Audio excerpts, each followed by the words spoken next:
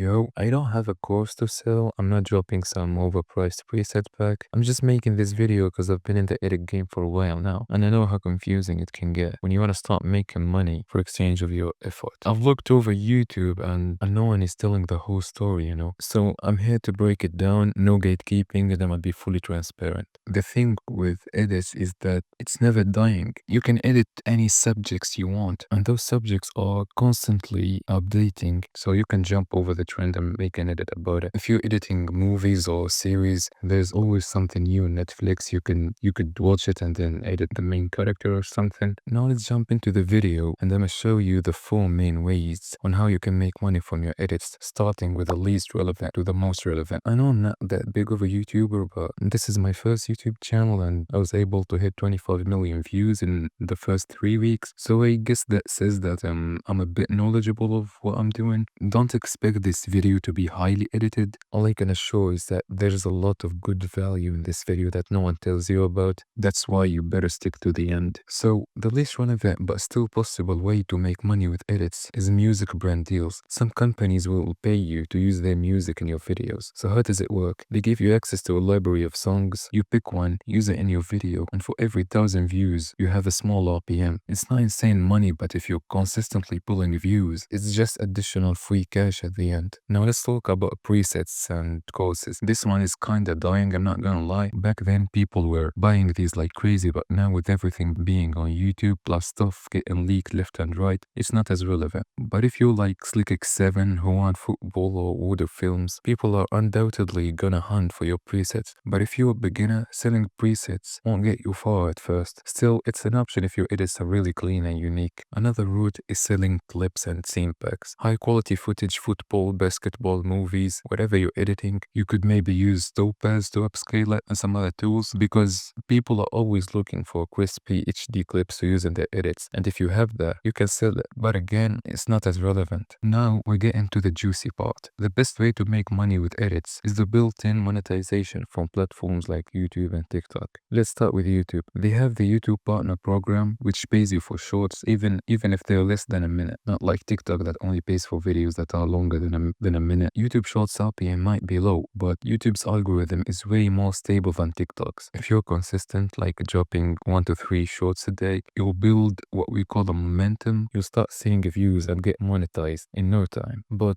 YouTube has like a different vibe to it. People who use YouTube Shorts are leaning towards brain-rotted content, those stylish, soft edits or those hard edits. They won't do well on YouTube.